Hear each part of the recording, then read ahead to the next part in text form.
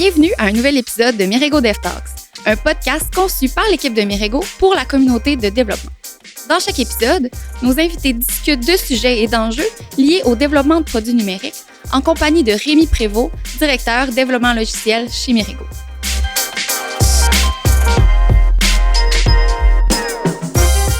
On repart cette semaine avec notre formule bout de papier dans un bol, mais cette fois-ci, on ne parlera pas de technologie ou de code, on va parler de stratégie, design UX et UI.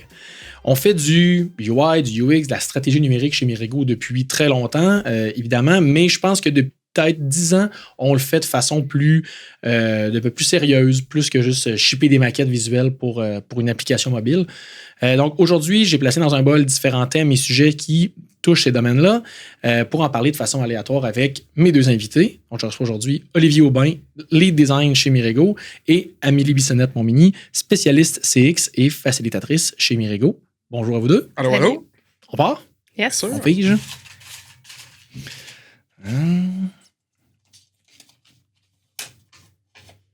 On commence quand même vite dans le sujet, j'avoue.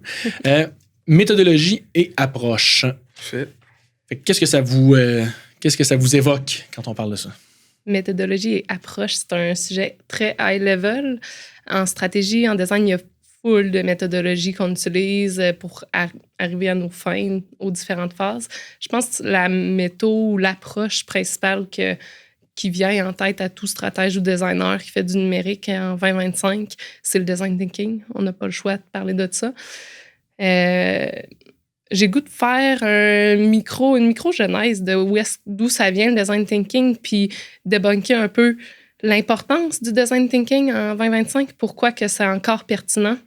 Est-ce qu'il y a des gens qui penseraient que ça serait moins important? Parce que c'est un terme, c'est comme un buzzword, le design thinking. Okay. C'est un terme surutilisé, utilisé pour justifier des fois des solutions, des choses qu'on fait, mais dans le fond, c'est un outil. Là. Puis toutes nos méthodologies, toutes nos approches, je pense qu'il faut les voir comme des outils pour se rendre où est-ce qu'il faut qu'on se rende, dans le fond. Là. Fait que design thinking, en fait, au départ, ça a été créé à base d'une analyse qui a été faite de différentes agences, différentes entreprises qui avaient beaucoup de succès en création à travers le monde, dans les années 70 à peu près, si je me rappelle bien. Puis ce qui a été fait, dans le fond, c'est une analyse de c'était quoi le processus de ces entreprises-là, de ces agences-là pour partir d'un problème à régler puis arriver avec une solution qui fonctionnait bien. Puis à partir de ça, ils ont mis des étapes claires sur comment que les gens passaient à travers ce process-là de manière générale. Puis on appelle ça aujourd'hui le design thinking. Dans le fond, c'est un peu ce process-là, ces étapes-là. Puis avec ça, le double diamond aussi qu'on utilise vraiment beaucoup, avec le double diamant. Ça vient de là aussi. C'est comme... c'est un peu tout emboîté maintenant. Okay. Là, quand tu fais du design thinking, tu vas faire un peu le principe du double diamond. Fait que si je peux...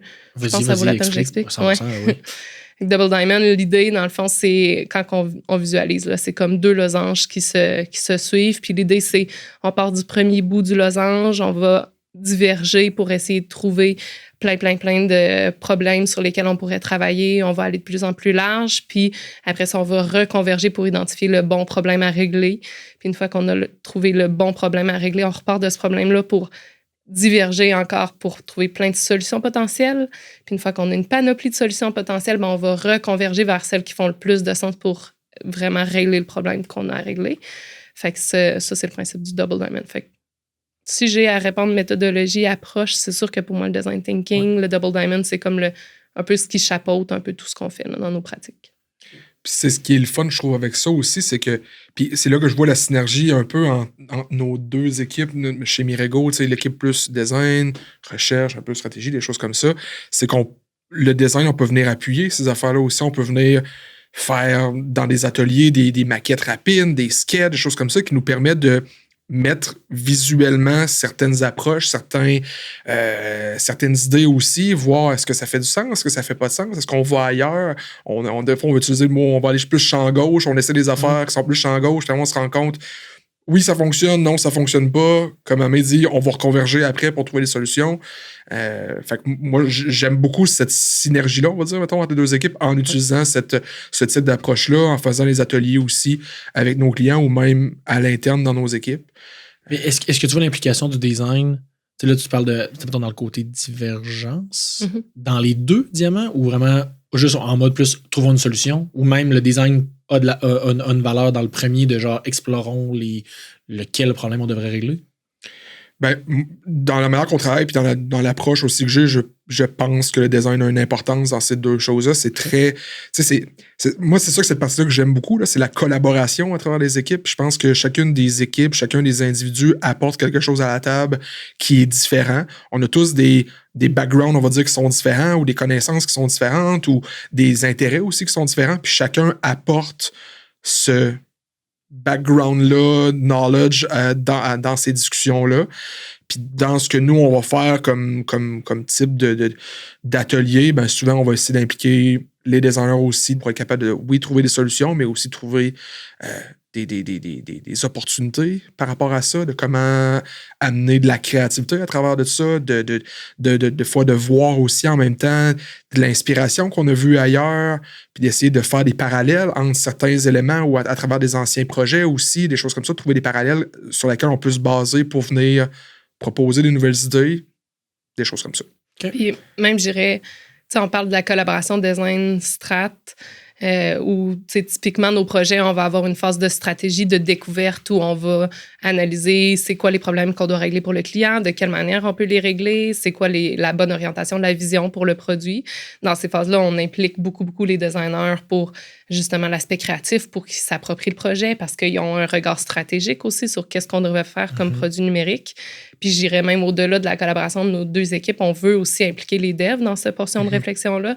Fait que souvent, moi, les kick-offs, quand on a la chance de pouvoir faire un genre de kick-off de plusieurs jours avec des clients où là, on va être comme 2-3 jours en atelier avec eux, où on va faire des ateliers pour déterminer la vision du projet, pour déterminer les objectifs, puis potentiellement déjà commencer des ateliers créatifs. J'ai déjà impliqué Matt Dumont, par exemple, qui était venu à Toronto avec nous autres pour une couple de jours d'ateliers comme ça. Puis les devs ont tout le temps un apport super pertinent parce qu'ils savent comment on peut faire les choses, puis ils vont pouvoir nous orienter à dire, bien, cette vision-là, elle sera pas réaliste parce que quand on va venir à le faire, on va avoir ces contraintes-là qu'il faut prendre en considération. T'sais. Fait que dans le processus de stratégie puis de design, on va toujours aussi prendre en compte la faisabilité. On parle de méthode puis d'approche. La viabilité, la faisabilité des projets, c'est toujours quelque chose qu'on prend en considération dès le début. Fait que je trouve que cette collabo-là viennent jouer un bon rôle là-dedans. Dans le bout, peut-être plus convergent, justement, de comme, OK, là, on a ça de large comme idée ou comme vision.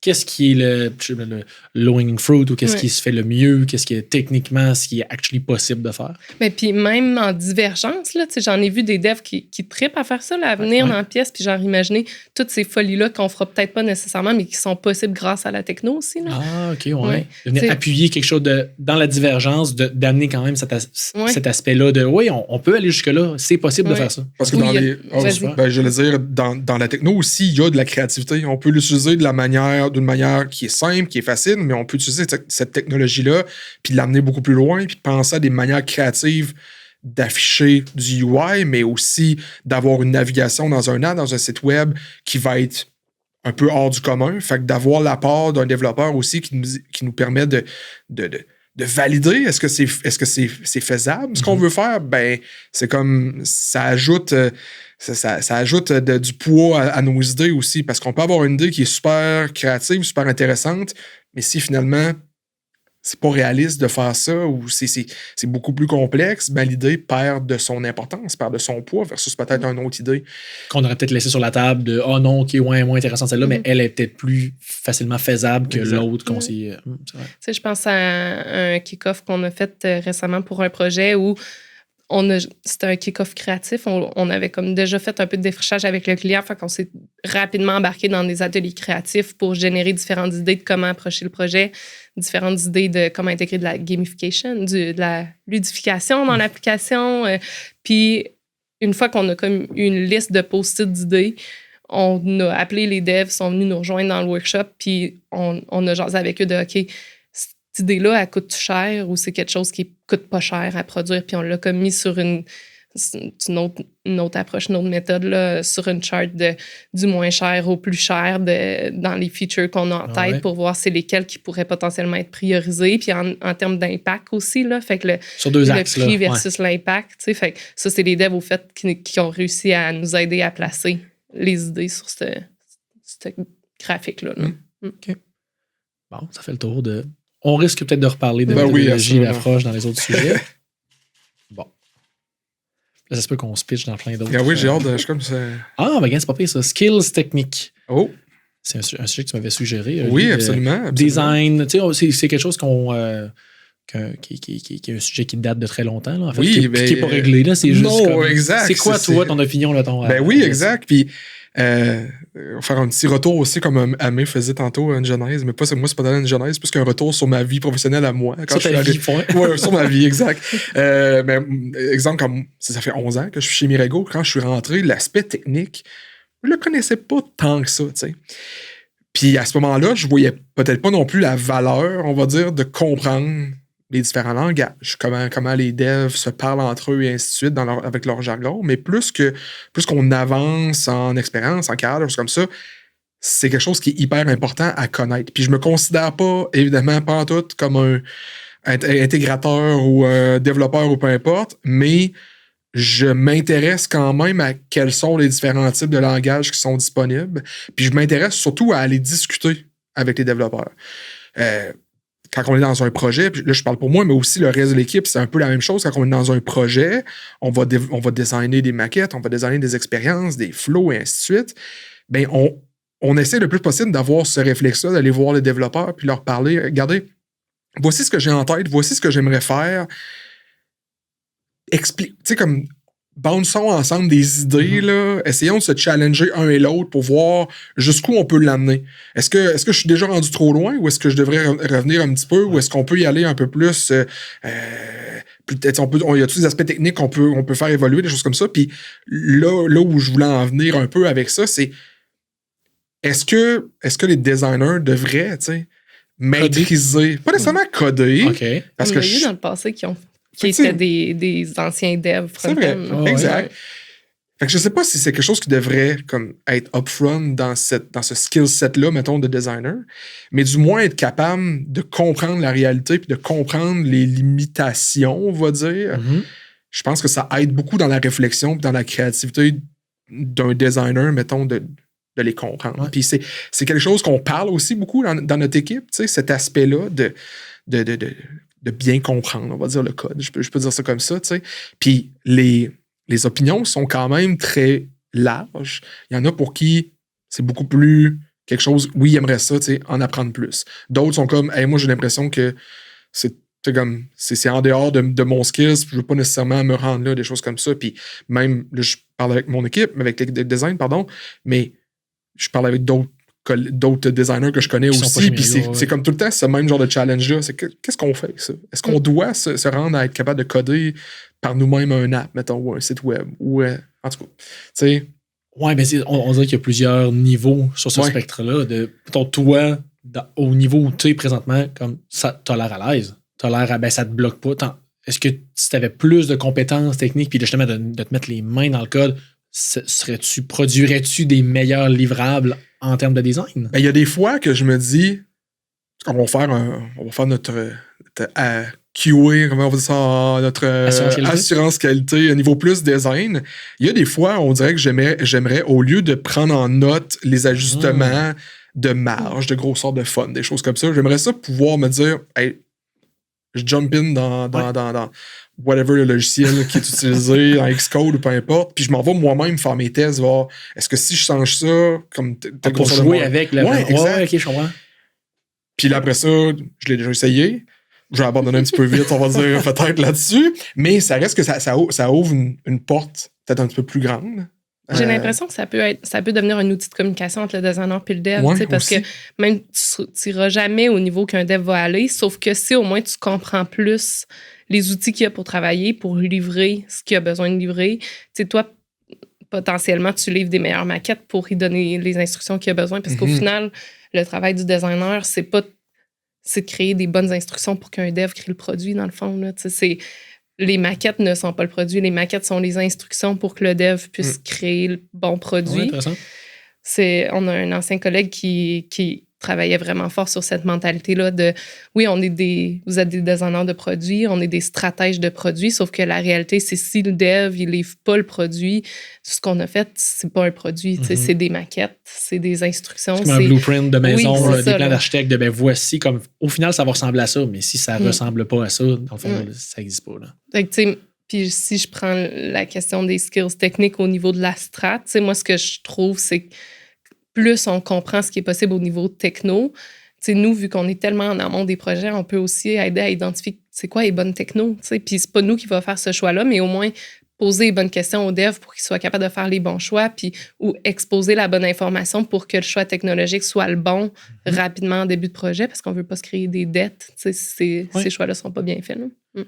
Mais je pense qu'au final, c'est ça, c'est de dire chaque personne, dans son rôle, a beaucoup d'avantages à aller chercher des petits skills ou, en tout cas, un langage commun, assurément. Puis là, on peut revirer ça de bord en disant, c'est que les développeuses devraient avoir certaines compétences en design ou certains skills dans beaucoup de choses. J'imagine que ça peut pas nuire. Au final, ça fait... Je pense qu'il faut juste que tu connaisses aussi où ta limite. De dire, ah non, OK, c'est correct, merci, Oli. Let me take it from here. Je vais m'occuper du... Non, le côté design du produit, ça reste encore toi qui est le propriétaire, qui est le owner de cette partie-là. Fait que c'est pas juste de dire, OK, dev, oui, j'ai une licence Figma, là, je vais le modifier moi-même, puis merci, Oli, on n'a plus besoin de toi. Non, c'est pas ça. Là. Exact. Mais je pense qu'historiquement parlant, ça s'est fait beaucoup. Par contre, plus, je pense que l'inverse, là, des devs qui se retrouvaient à faire la job du design parce qu'il n'y avait pas de designer, finalement, là, ces projets. Dans le sens de pas disponible, qui était rendu sur un autre projet. Puis, c'est plus rapide, je vais le fixer moi-même. J'ai pas besoin de l'avis de quelqu'un d'autre, mettons. Là. Il y a une des choses que je voulais rajouter un peu par rapport à ça. Puis tu as nommé Figma, qui est notre outil de travail de design à l'équipe depuis 3-4 ans maintenant, puis qui est un des outils les plus répandus dans les équipes de design. La manière qu'on a de créer nos maquettes avec les auto-layouts, avec tous les outils qui sont offerts dans Figma se rapprochent de plus en plus à la manière que c'est codé aussi. Et puis, c'est l'année dernière, si je ne me trompe pas, à Figma Config, ils ont annoncé encore plus de fonctionnalités par rapport au Dev Mode qui permet de générer du code Swift et ainsi de suite directement avec Figma. Bon, ça a ses limitations, évidemment, mais ça reste que la manière qu'on va designer, comme un peu tantôt tu disais aussi, la manière qu'on va communiquer ce blueprint-là, mettons, de maquette, c'est ce qui va faire en sorte que par la suite, on va minimiser les erreurs possibles qui vont être faites une fois rendu au dev, puis qui va accélérer aussi cette communication-là, puis enlever des back and forth entre l'équipe de développement, l'équipe de design, de dire « Ah non, regarde, tu peux-tu ajuster ça? » et ainsi de suite. Là. Fait que, le plus qu'on a on va dire on a un langage qui est commun dans la manière qu'on a de créer nos maquettes, dans la manière qu'on a de créer nos projets, ça fait en sorte qu'on minimise évidemment les possibles erreurs, comme je disais. Ça fait que l'efficience est juste multipliée. Exact. C'est beaucoup plus rapide. Exact. Intéressant. On pourra en reparler. Je pense qu'il y a un autre procès tantôt qui parle d'outils, mais juste ça, là, ce parallèle-là entre Figma aujourd'hui puis des maquettes qu'on faisait dans Photoshop, je le disais, c'est comme... mais au final, tu peux arriver au même résultat visuel dans les deux, mais après ça, c'est comme tu as dit tantôt, les instructions, après ça, pour la personne qui ensuite prend ça et le convertit en vrai produit numérique utilisable, là, on est à des années-lumière de différence. Cool, oui. On en reparlera. Bien sûr. Skill technique, parfait. On se fait le tour. Non, veux-tu piger, Oli? Ah oui, j'ai mon tour de piger. Moi, je brasse un peu plus que toi, par exemple. Si on colle ensemble, c'est le post-it qui en va encore de colle. Principes fondamentaux. J'aime ça. Amélie, qu'est-ce que tu penses des principes fondamentaux? On dirait la première affaire qui m'est venue en tête, c'est parce qu'on a travaillé là-dessus dans les derniers mois, mais c'est les principes de design. C'est quelque chose que tu veux mettre sur la table un peu? Absolument. Pour revenir un peu au principe de design. Puis je l'ai mis en termes aussi, autant design que stratégie. Parce que on va parler de méthodologie qui me semble un peu plus appliquée. Là, mettons encore un step back sur les principes quand on fait de la conception de produit. Puis c'est ça, par rapport à nos principes de design, c'est quelque chose que c'est sorti d'un de nos off-sites de l'équipe de design, si je me trompe pas, l'année dernière, ou fin 2023 ou 2024. Bon, timeline est un peu ton autre épisode de podcast, la dernière fois qu'il était sur le podcast. Ouais, c'est ça, exact. Puis c'est quelque chose qu'en équipe, on avait comme discussion de c'est quoi qui nous unit en tant qu'équipe par rapport à ces principes-là de design? Qu'est-ce qui, pour nous, est un bon produit? Qu'est-ce qui, pour nous, on se dit, on met un stamp, mettons, équipe de design Mirego, puis on est d'accord avec ça. Puis on a eu cette réflexion-là à travers l'équipe. On a fait des ateliers où on lançait un peu, comme on parlait tantôt, on a lancé plein d'idées, on a convergé vers celles qui nous rejoignaient le plus, qui semblaient avoir le plus d'importance pour nous. On a refait une activité, voir est-ce qu'on peut partir de ça, créer une description pour chacun de ces principes-là.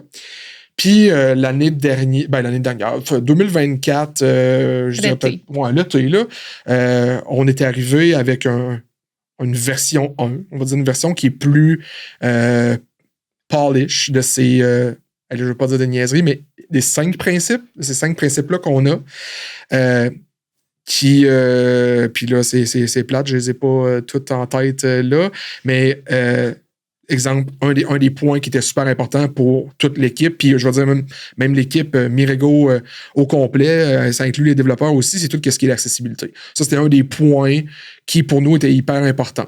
Comme je dis, ça en est un. Le principe s'appelle universel. Le principe universel, on a un principe qui est utile. J'ai juste en anglais dans ma tête, là, c'est on a lean, donc faire en sorte que le produit il soit pas over-complexifié pour rien. Donc, on veut atteindre des objectifs, on veut faire en sorte que l'expérience utilisateur soit simple, soit facile à comprendre, et ainsi de suite. Fait qu'on a travaillé sur ces 5 points-là. Puis, maintenant, ça peut être la partie que tu pourras peut-être en parler un petit peu plus. Mais maintenant, on a comme pris ça, puis on s'est dit, comment est-ce qu'on fait en sorte qu'on le présente à nos potentiels clients? Voici sur quoi on se base quand on travaille sur un projet. Je pense que le défi, parce que la création de ces principes-là, c'est pour ceux qui ont travaillé avec des équipes de design, de stratégie, il y a toujours des choses fondamentales qu'on fait en arrière de nos projets qu'on ne se rend pas compte que si on a une décision à prendre, elle va toujours être en fonction de on veut que le produit soit utile. T'sais. C'est même pas une question chez Mirego. Si on fait un feature dans une app, ça va être un feature qui va être utile pour les utilisateurs. Là. On ne va jamais décider de mettre un feature ou de designer le feature d'une manière qui ne sera pas utile. C'est même pas une question. Fait que je pense qu'une fois que, mettons, tout le monde a pris conscience que ces principes-là de design existaient, fait que, le fait que les produits soient utiles, je pense qu'il y avait le principe d'esthétisme aussi, oui. pas juste dans l'idée de la beauté, mais dans l'idée de... le principe, dans le fond, c'est que un utilisateur va fondamentalement croire qu'un produit marche mieux s'il est beau, là, s'il est bien fait, dans le fond. Là. Fait que c'est super important pour nous. Le polish, comme tu dis, on a toujours mis de l'énergie sur les petites transitions, sur les micro-interactions. Le souci du détail. Là. Exact. Ouais. Fait que ça, c'est même pas une question chez Mirego, ça a toujours été présent. Fait qu'une fois que les termes ont été mis en place sur ces 5 principes-là de design, puis que tout le monde était comme, oui, c'est clair, c'est quelque chose qu'on fait. Là, la question qu'on s'est posée depuis l'été dernier, c'est comment est-ce qu'on fait pour prendre conscience de ça avec les clients, puis de l'utiliser comme un langage commun pour parler de nos produits avec eux, pour faire la conception avec eux. Puis j'ai travaillé avec Sarah Maud, une designer qui est dans leur équipe, sur la création d'un genre de formulaire qu'on envoie à nos clients en début de collaboration pour qu'ils puissent se positionner par rapport à nos principes. Comme ça, on voit un peu où est-ce qu'ils se trouvent actuellement en tant qu'organisation ou pour le projet qu'ils veulent faire par rapport à ces principes-là. Fait à quel point l'esthétisme est important dans leur prise de décision, à quel point l'aspect universel, l'accessibilité, c'est important. Puis, une fois qu'ils ont rempli ce formulaire-là, on fait des ateliers avec eux pour en parler, pour prioriser les objectifs, puis voir comment ça va impacter la conception du produit, dans le sens, mettons que vous arrivez devant une croisée des chemins où vous devez choisir entre 2 features, en 2 fonctionnalités pour l'app. Est-ce qu'on va prioriser la fonctionnalité qui est full utile ou on va décider de mettre plus de polish sur les fonctionnalités qu'on a déjà, par exemple? T'sais, qu'est-ce qui est le plus important pour votre organisation? Tout ça en prenant conscience que Mirego, les 5 principes, on les applique tout le temps. T'sais. Fait que c'est juste une question de, on est-tu au-dessus des standards de la de conception de produits numériques pour ces principes-là, ou on veut être plus benchmark par rapport à ces principes-là? Fait qu'au final, c'est des principes fondamentaux de design à Mirego, mais qui ensuite servent de fondation pour un produit qu'on va concevoir, autant au niveau design visuel, mais avant, en fait, même en amont. C'est un bel outil aussi pour, on va dire, pour prendre... Nous, le côté Mirego, ça nous aide à prendre conscience des produits qu'on a développés des fois dans le passé. Aussi, des fois, c'est le fun de venir faire pas nécessairement un reality check, mais plus un genre de... On regarde un produit qu'on a déjà bâti, on fait le assessment, désolé encore une fois pour l'anglicisme, le assessment sur qu'est-ce qu'on pense de ce produit-là? Est-ce qu'on pourrait l'améliorer? Est-ce qu'on voit les opportunités possibles d'amélioration aussi dans ce produit-là pour aider nos clients à s'améliorer aussi, à avoir des opportunités pour eux, de dire, ben regardez, on sent qu'il y a, exemple, c'est un produit numérique qui... Ça devrait être important que ça soit accessible. On sent que votre démographie qui l'utilise est un petit peu plus vieillissante, donc on pense seulement qu'on peut ajouter, exemple, des dynamic fonts à l'intérieur pour pouvoir que les gens puissent utiliser sur leur téléphone, leur tablette, puis grossir les fonts, des choses comme ça. Mais c'est pas nécessairement intégré parce que c'est peut-être des fois un produit qu'on a bâti il y a quelques années. Mais maintenant, suite à ça, on est capable de se dire, ben ça vaudrait la peine de mettre de l'effort pour travailler là-dessus. Et tu t'appuies sur un principe, c'est pas exact. Juste... On part un peu, on regarde un vieux produit, qu'est-ce qu'on pourrait améliorer? Je sais pas trop. Là, on peut s'appuyer sur quelque chose. Exact. Puis je reviens un peu aussi ce qu'on disait au premier sujet, la synergie entre l'équipe de design, l'équipe de recherche, de stratégie, c'est un peu ça aussi. L'équipe de recherche va être là pour nous aider beaucoup à voir c'est quoi ces opportunités-là, c'est qui utilise nos produits. Est-ce qu'on sent que, comme là, je parlais de démographie, la démographie a changé? Est-ce qu'on sent que les utilisateurs sont à la hausse puis on devrait changer certaines affaires ou sont à la baisse, donc on devrait peut-être venir... Le marché aussi autour a peut-être changé. Exactement. Fait que, encore une fois, je le vois beaucoup, puis on parle beaucoup, nous, à l'interne, d'équipe de conception là, qui réunit plusieurs expertises, plusieurs disciplines. Puis cette équipe-là, conception, ben on n'a pas le choix de travailler tous ensemble. Puis un mini parallèle, c'est quelque chose qui est super important pour nous dans les dernières années, on va dire. Puis on a fait des off-sites ensemble pour apprendre à mieux se connaître, apprendre à mieux travailler ensemble aussi. Apprendre à fêter. Apprendre à fêter, ça aussi. Après 5 heures, là, quand c'est fini. Évidemment. Mais c'est des choses comme ça qui, pour nous, est super importante parce qu'on a des équipes à Montréal, on a des équipes à Québec, on a aussi des gens qui sont à l'extérieur de ces deux centres urbains-là, on va dire. Fait qu'on a des fois pas nécessairement la possibilité de les côtoyer, des choses comme ça. Fait qu'en ayant ce genre d'événement-là, ça nous a aidé à connaître ces personnes-là, puis à voir après ça comment on peut mieux collaborer ensemble. Puis c'est mon feeling bien personnel avec ça, mais j'ai l'impression que ça l'a aidé à bâtir des meilleurs produits par la suite, parce que on était comme moins gêné d'aller parler à telle personne. On savait comment aller lui parler. On savait c'est quoi ses connaissances, ses intérêts, des choses comme ça. Donc, si on a une question, une manière à se poser par rapport à un sujet X, ben je vais aller voir Amé parce que je sais qu'elle s'y connaît par rapport à ça. Oui, puis tu sais, là, on a parlé des 5 principes de design, mais derrière ces 5 principes-là, tu sais, mettons, l'aspect utile, comme tu dis, ou l'aspect accessibilité, on se rend compte que notre cible utilisateur est vieillissante. On veut rajouter ces informations-là, souvent, ils viennent de notre équipe. On va regarder c'est quoi les analytiques, on va regarder c'est quoi les données d'utilisation qu'on a, on va faire des sondages, on va aller sur le terrain, voir les utilisateurs. Puis ça, ces principes-là, c'est des principes que nous, on croit fondamentalement que la donnée est vraiment importante. Là, on va faire de la recherche, on va s'outiller pour prendre des décisions. Ce ne sera pas juste un pif, de comme règle du pouce, c'est vers où qu'on devrait aller avec le produit. Non, c'est comme on s'informe, on regarde le data, puis on fait des moves qui sont stratégiques autant au niveau des besoins des utilisateurs, des tendances de marché, comme tu mentionnais, des besoins de l'organisation. Puis c'est toujours comme un peu une négociation entre ces 3 facteurs-là pour prendre des bonnes décisions. Parce qu'au principe, au final, les principes, c'est rien finalement s'il n'y a pas cette donnée-là. Parce que c'est bien beau de dire universel, esthétique, utile, c'est comme, ben oui, évidemment, tout le monde. Il y a personne, c'est comme des vertus, les personnes qui est contre ça. Non. Sauf qu'après ça, laquelle tu priorises, c'est là que c'est vraiment le nerf de la guerre, c'est ça. Là, parce que évidemment, on voudrait tout à 100%, évidemment. Exact. Mais ça nous aide à faire des choix plus éclairés. Exact. Puis la réalité, c'est que c'est rare que les contraintes nous permettent de tout faire. Ben non, exact. Super. Ben parfait, on passe au prochain sujet. Vas-y, Amélie, ton tour. On n'a pas eu de post-it rose encore. Ouais, ça, les couleurs veulent rien dire. Elles ne sont pas color non, j'ai coded. Des post-it random. Inspiration. Inspiration. Où allez-vous chercher vos inspirations? Est-ce que ça a changé dans les dernières années? Qu'est-ce qui vous inspire? Veux-tu que j'aille de l'avant? Je parlerais potentiellement des... Je ne sais pas si c'est dans ce sujet-là qu'on parle des vigies. Oui. Oui. Vas-y, oui. Okay. Ben, si ça t'inspire, ça t'aide. Ah, j'avais tendance aussi, mais... Ben, ça va s'overlapper un peu. Parfait. Si on tombe dessus, on fera le lien. Dans l'équipe de recherche, une des choses, on parlait de regarder ce qui se passe sur le marché. Là. Super pertinent de savoir c'est où que le marché se positionne en ce moment, c'est quoi les nouvelles tendances. Puis, dans les 2 dernières années, on a développé ce qu'on appelle les vigies, là, où ça rentre un peu dans le cadre des perspectives qu'on met sur notre blog aussi. Puis c'est des choses qu'on fait. Il y a toujours des temps morts en agence entre les projets, des fois, là. Fait comme c'est des choses qu'on a mis en place pour. Je livre un projet, mon prochain commence dans une couple de semaines, mais dans les 2 semaines que j'ai de gap entre les deux, on choisit un sujet clé qui est important pour nos projets. Fait que la personnalisation, on l'a fait là-dessus, le e-com, les tendances en AI, ce genre de choses-là.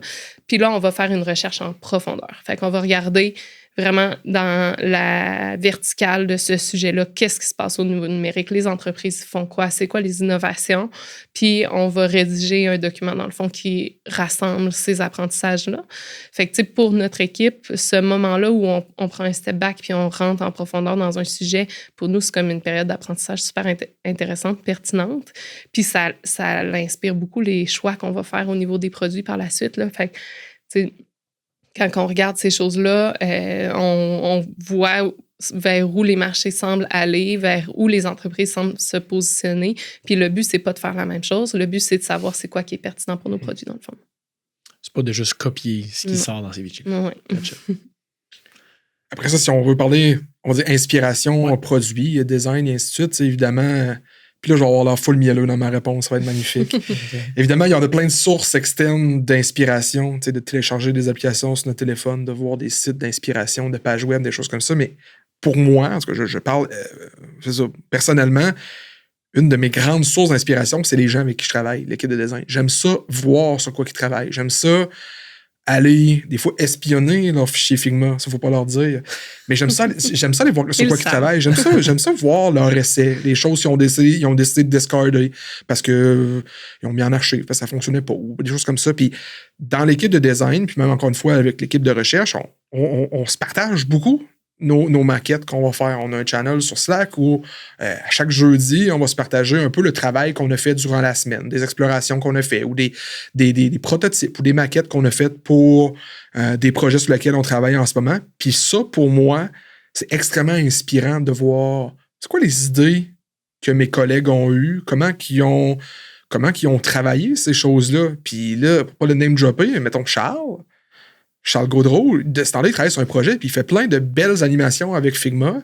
Puis quand il nous les montre, moi, je trouve ça magnifique. Je suis comme, ouais, tu sais, comment tu as fait pour faire ça? Puis là, il m'explique un peu son thought process, juste comme ça. Puis c'est niaiseux à dire, mais même moi, on dirait que ça me force à moi aussi en faire davantage. Tu sais, quand que je fais mon projet en ce moment, ben je vais venir moi aussi essayer de me challenger puis de faire une petite animation supplémentaire dans mon prototype pour aider à faire comprendre encore mieux c'est quoi la navigation, c'est quoi l'expérience utilisateur qu'on veut avoir, autant pour le client, mais que pour le développeur aussi. On parlait de communication avec les développeurs, ben d'avoir ces petites transitions-là, animation directement dans Figma, dans les prototypes, ben ça nous aide à exprimer notre pensée. Fait que c'est ça. L'aspect inspiration, moi, je le prends beaucoup de mes collègues. Évidemment, je pense que je suis quelqu'un qui est très curieux aussi de nature. Fait que je télécharge comme énormément d'apps, même s'ils ne sont pas nécessairement utiles pour moi, juste pour aller voir c'est quoi les tendances, c'est quoi qui se fait, comment les gens ont des fois un app de sport. Il y a plein de manières de faire un app de sport, mais comment eux l'ont pris, c'est quoi l'angle qu'ils ont pris pour ça. Puis là, je parle d'app parce que c'est ça qu'on dit que j'ai fait un peu plus dans ma carrière des apps, donc je suis comme un peu plus attiré vers ça, mais tu sais, du web, c'est la même chose. Il y a tellement de beaux sites web qui sortent partout que c'est le fun d'aller en voir, d'aller prendre un 10-15 minutes des fois, juste pour se reposer le cerveau, on va dire, puis d'aller chercher de l'inspiration, puis de voir, ce petit truc-là, je le trouve intéressant, je vais peut-être me le noter plus loin, je vais prendre un screenshot, je vais mettre ça dans Notion, je vais mettre ça dans un folder sur mon ordi, puis je vais pouvoir y revenir par la suite, puis encore une fois, s'inspirer, voir qu'est-ce qui se fait de bien, qu'est-ce qui se fait de bon. Puis en tant que designer, je pense qu'on aime ça être challengé aussi. On aime ça voir que les autres sont meilleurs que nous, des fois. Là. Puis être comme, hey, moi aussi, je suis capable de faire ça, tu sais. Puis moi aussi, je suis capable d'atteindre ce niveau-là. Puis on va se challenger avec ça. Je pense que la clé derrière l'inspiration, puis derrière ce que tu dis, puis toutes les initiatives qu'on fait pour rester à jour, s'inspirer, tout, c'est toujours l'intention. Tu sais, regarder des sites web pour regarder des sites web puis trouver ça beau, ça sert à rien. Là.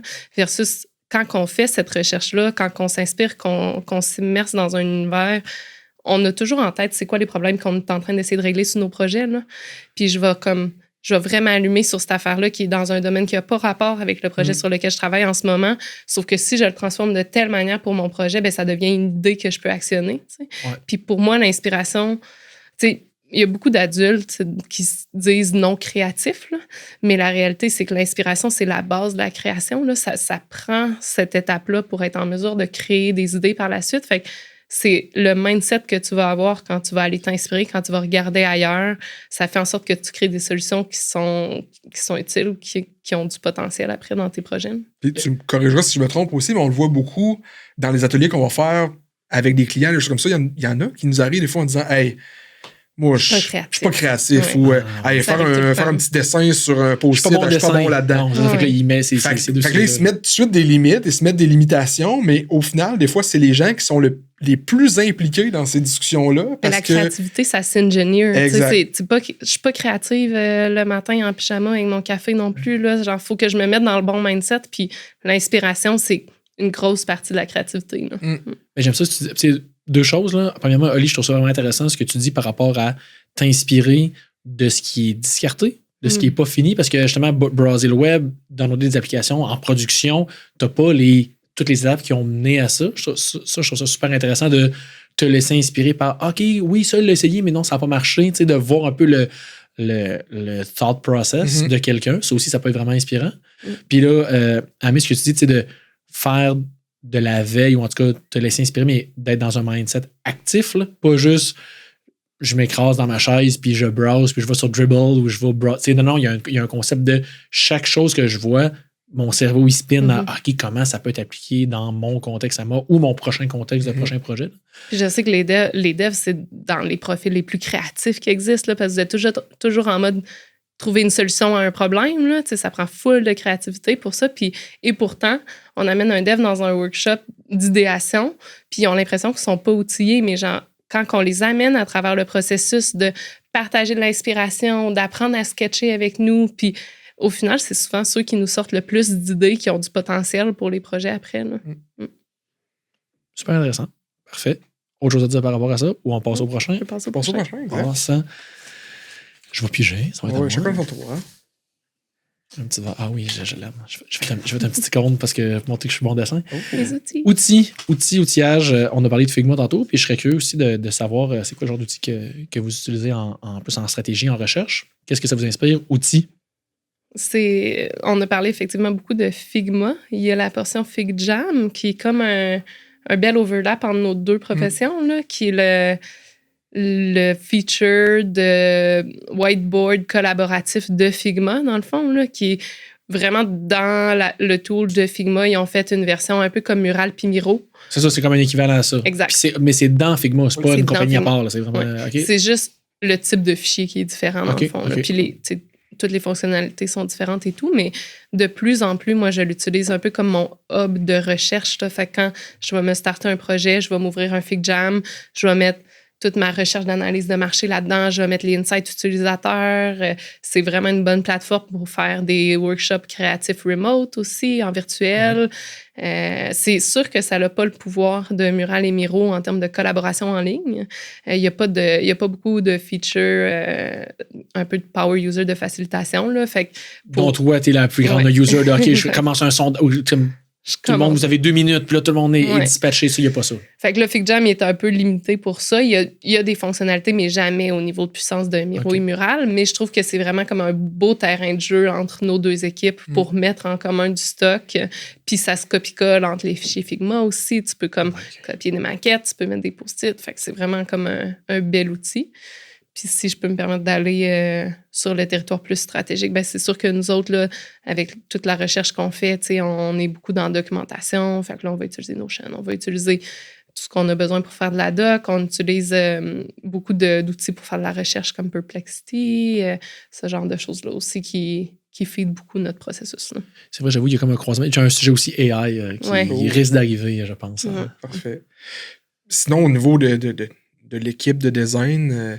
Bien évidemment, Figma, là, puis c'est sûr que c'est notre outil principal, cet outil-là. On va faire nos design systèmes là-dedans, on va faire nos maquettes, on va faire plein de choses, des présentations maintenant aussi.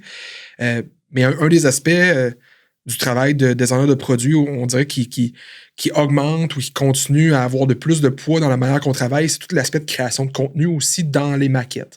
Donc, tu sais, avant, c'était beaucoup... On met du lorem ipsum dans nos maquettes. On n'a pas vraiment de contexte. Il y a un title qui s'appelle lorem ipsum, mais on regarde la maquette, mais on n'a pas de contexte vraiment par rapport à ça. Puis ça nous aide pas à créer cette histoire-là, ce storytelling, quand on n'a pas de contenu écrit ou d'image.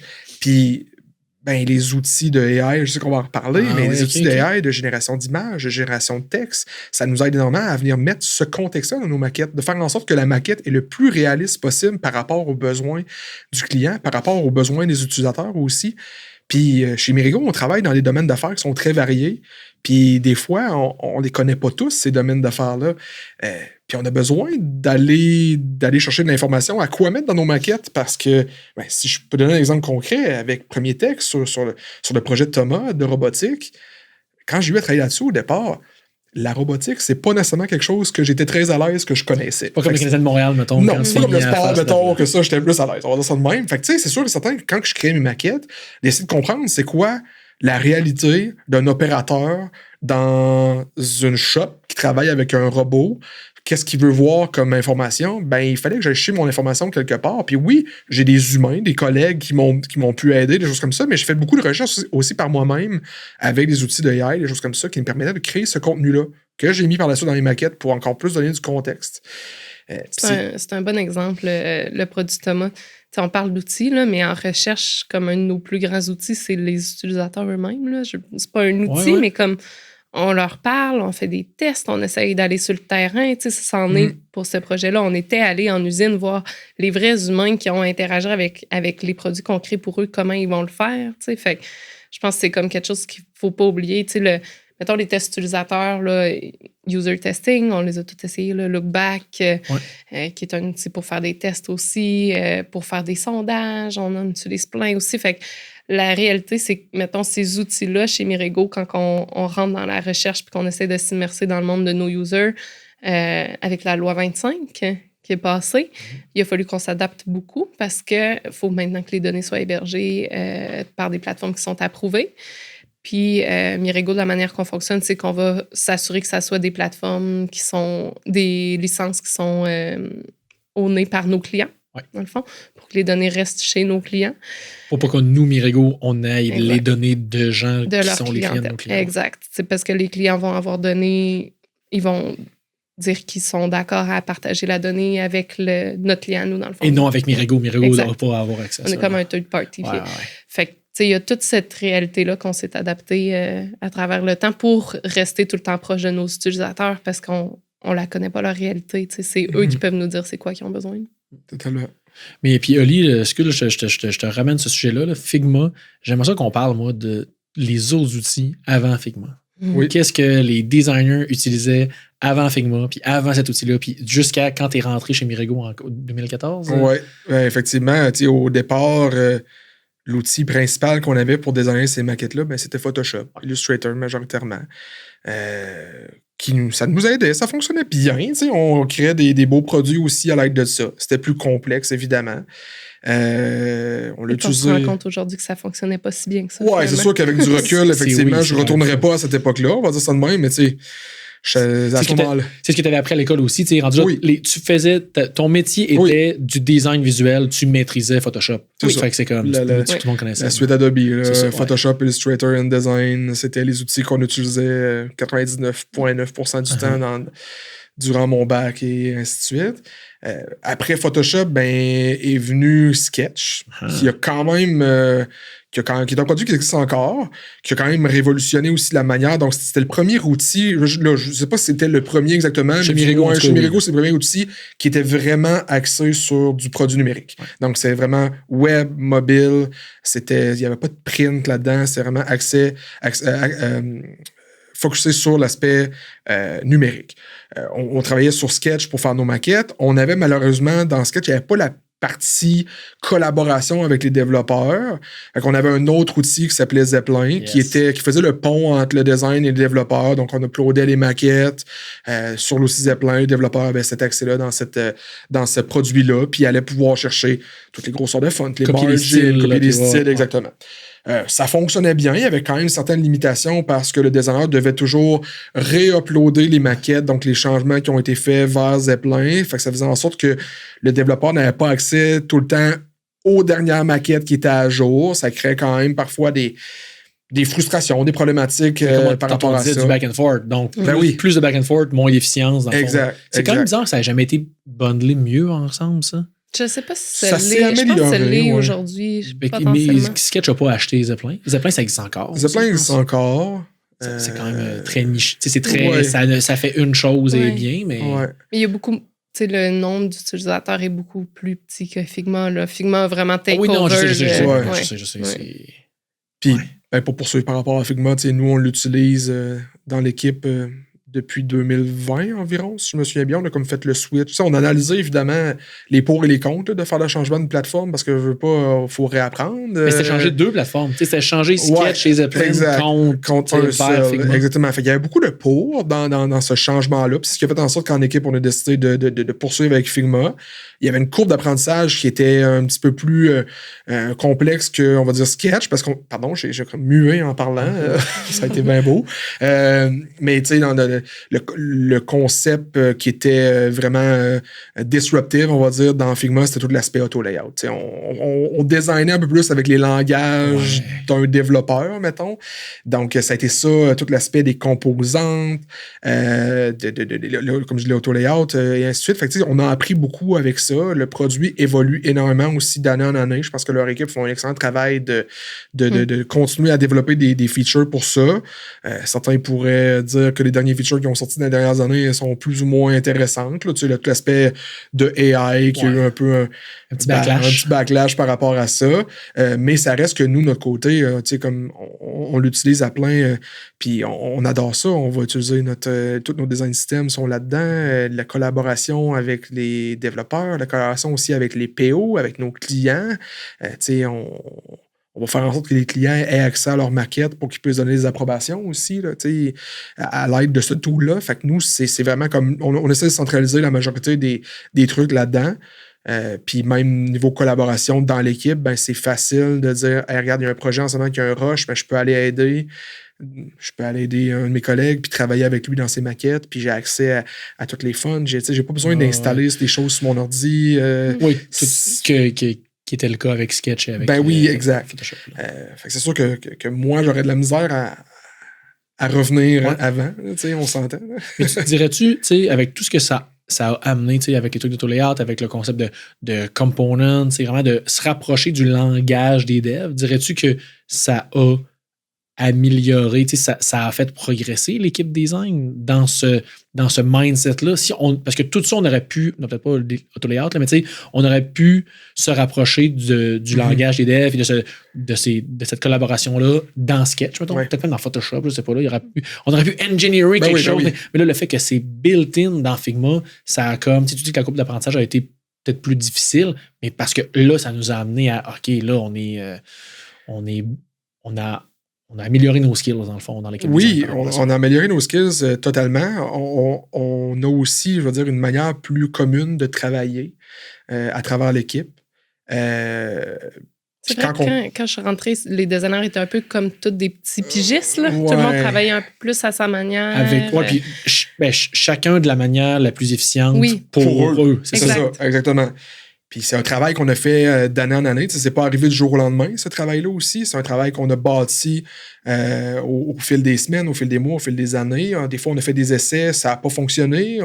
Des fois, on a fait d'autres essais, ça fonctionne. Puis on est constamment en train de raffiner nos manières de travailler pour s'adapter aussi aux nouvelles réalités, des choses comme ça. Mais l'aspect derrière ça, c'est le temps qu'on peut mettre sur un produit pour l'aspect polish, sur l'aspect de, tu sais, de pas juste être en train de bâtir de quoi, puis de copier des layers, puis des choses comme ça. Le temps qu'on peut passer à mettre du thinking sur nos produits, ben ça l'a augmenté parce que ça nous a facilité le démarrage d'un nouveau projet.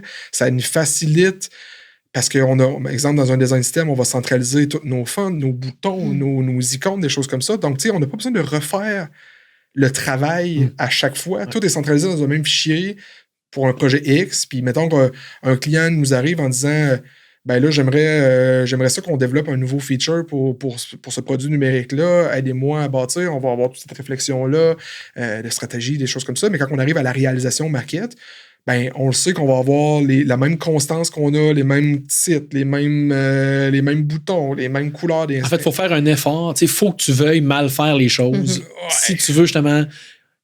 Ça demande un effort de ne pas suivre, dans le fond, le process et la ligne. Pratiquement. Les guidelines dans lesquelles tu dois circuler. C'est sûr que pour nous, comme je disais, on passe beaucoup plus de temps à être créatif que, on va dire, à être un doer, mettons. Puis à te battre avec du tooling ou à te battre avec des choses qui n'ont pas de valeur. Dans le fond, c'est mettre la minute que tu mets, elle a de la valeur. Exact. Super. Cool. Il nous reste 2 sujets. Ah non, 3 sujets. My God. Mon tour. Allons-y, yes. Tu plus bleu, orange ou vert? Et là là, c'est un bleu. Ah ouais, c'est bon ça. Le AI. C'est nouveau comme sujet, ça? Ouais, c'est ça. Mais c'est drôle parce que tu en as parlé un peu avec Publicity, tu en as parlé avec Féa, mais jasons-en, tu sais. Puis là, peut-être un peu plus encore high level, tu sais. L'AI, là, mettons, depuis 2-3 ans, l'AI générative, qu'est-ce que ça vous a... Qu'est-ce que ça a changé dans votre vie? Qu'est-ce qu'il y a présentement? Qu'est-ce que ça n'a pas changé, mais effectivement. Puis qu'est-ce que vous pensez? Où est-ce que ça va nous amener dans 1 an, dans 3 ans? C'est un gros sujet. J'ai l'impression qu'on en parle puis qu'on en reparle. Là, fait que c'est dur de savoir, d'identifier qu'est-ce qui n'a pas déjà été dit, je trouve, sur ce sujet-là. Mais chez Mirigo, ce que je me rends compte qui a été vraiment positif, je pense, pour tout le monde, c'est comme on s'est lancé dans l'utilisation de l'AI générative genre all-in tout le monde en même temps. Là. Il n'y a pas eu de « OK, comment on réglemente ça? Comment est-ce qu'on... C'est quoi les limites qu'on met à l'école? » C'est comme « OK, le AI génératif est là. Il est là pour nous rendre plus efficients. Genre, go. » Puis on va se donner les moyens pour qu'on puisse l'utiliser au maximum, qu'on puisse maximiser le potentiel de tout le monde. Dans le cadre qu'on doit respecter. Puis mais après ça, rendu là, exact. Ouais. Mais ça n'a pas été long qu'on s'est positionné. On parle beaucoup avec des organisations, nous autres, en recherche, tu sais, qu'ils ne savent pas encore quoi faire avec ça. Tu sais, qu'ils ne savent pas encore c'est quoi qu'ils peuvent permettre à leurs employés de faire. Puis la réalité, c'est qu'il y a beaucoup d'employés dans ces organisations-là qui vont le faire de manière détournée, tu sais, qui vont rentrer les informations de manière anonyme, mais c'est tellement d'enlever beaucoup de pouvoir aux expertises que tu as à l'interne. Fait que c'est quelque chose, je trouve, qu'on a bien fait chez Mirigo. De un, on a donné le pouvoir à l'équipe de pouvoir l'utiliser, puis en recherche, en strat, pour nous, ça nous donne beaucoup, beaucoup de reach au niveau de la recherche, tu sais, pour étendre nos horizons. Puis je pense qu'une des forces de l'AI générative, c'est de maximiser la créativité, d'accélérer la créativité. Tu sais, je pense qu'il y a des twists aussi qu'on pogne avec le temps, qu'on le sait qu'en faisant ce prompt-là, il va nous sortir des idées de merde versus si on les pose d'une autre manière, il va nous générer des bonnes idées, tu sais, avec le bon contexte. Fait que je pense, à force de l'utiliser, moi, ça a changé complètement mon quotidien. Il n'y a pas une journée que je rouvre pas Scout pour aller faire une partie de ma job. Là. Scout, qui est notre plateforme chez Mirigo à l'interne. Ouais. C'est un bon... Scout, qui est l'équivalent de ChatGPT chez Mirigo. Avec Scout, tu peux connecter sur plein de modèles différents, pas juste GPT. Non, mais excuse, il y a un truc que je voulais revenir qui était par rapport à la créativité. Tu sais, tu dis, ça t'aide ou ça accélère ou ça améliore la créativité. Puis là, tu parles de générer des idées. C'est quoi ton use case concret? Tu sais, sortir des idées, mais après ça, tu les prends puis tu les amènes ailleurs. Tu sais, c'est quoi le... Faut pas imaginer qu'il va faire toute la job. Là. Non, moi, c'est ça que je réalise. Là. C'est bon pour faire le bout manuel qui serait plus long. Tu sais, fait que je vais l'utiliser beaucoup en amont de préparer un atelier ou que je sais qu'on va avoir une séance d'idéation sur un problème clé, par exemple. Fait que moi, je vais lui soumettre le problème clé. Comment pourrions-nous intégrer une fonctionnalité pour améliorer la performance de nos employés. J'essaie de dire quelque chose qui est pas... qui est très générique. qui est assez générique. Comment pourrions-nous ajouter des fonctionnalités qui augmentent la performance de nos employés, mettons.